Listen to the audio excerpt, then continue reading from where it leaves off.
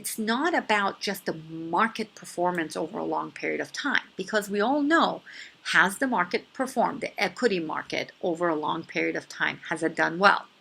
Well, yes. If we actually look at historically, I'm going to show you this, we look at from 1802 to 2019, the equity market real return. This is taking into account actually inflation and so forth and capital gains and all of that good stuff, 6.7%. So that's great. So if you were born in 1802 and you held on to your money till 2019, and I may add you look great if that's the case, then you're in good shape. But the issue at hand, we know, is a lot more than that. It's about not just what happened prior to your retirement, but what happens when you retire. The sequence of return of what happens when you retire matter the most. So let's look at an example of that. Let's say someone retired in 1966. So from 1966 till 1981, the equity return in the market was actually negative 0.4. So I want you to imagine if that person had retired and they're taking 4% out. And remember the Monte Carlo rule that we've always been taught, take no more than 4% out of your savings so you can have your money last you a lifetime, which by the way, lately that's changing. The earlier your retirement and the more volatile the market is, they're leaning towards 2 or 3% withdrawal method. But let's just say if you were at that 4%, well, would this individual, let's call him Bob, survive if he had retired in 1966? And up until 1981, he was taking 4% out and the equity market was negative 0.4%. Pretty scary. Now, what if someone retired in 1982? Well, look at them. Up until 1999, this lucky dog had an average return of 13.6%. So they were going to be just fine.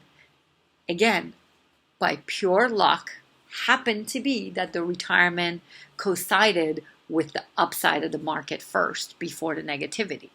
Now, let's look at year 2000 to 2019. So the average return was about 4%.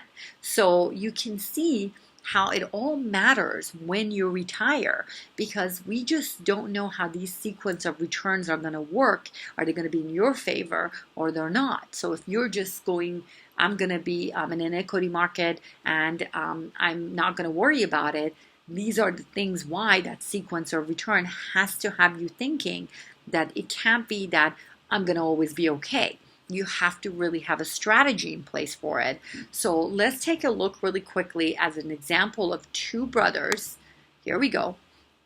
Retiring with $500,000 each. They need $30,000 comfortably to take out of their retirement to live the way that they want. The only difference is Steve retires in 1990 and Bill retires in year 2000. Well, let's look at the results together. Steve, who retires in 1990, after 9 years has about 1.2 million.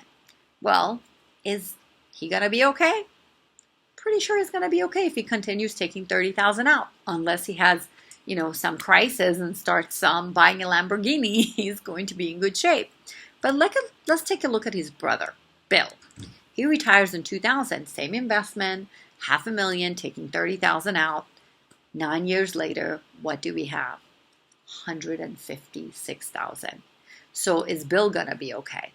Not really, right? At this point, Bill is thinking of ways of how am I gonna recoup? It's a really sad situation when these things occur, and we don't know when these sequence of return are going to work in some cases in people's favors and in some cases just like Bill, not in his favor. We don't want anyone work so hard during retirement, build their assets, and have these sequence of return dictate basically their retirement outcome. So why is it that many of us fall in that situation?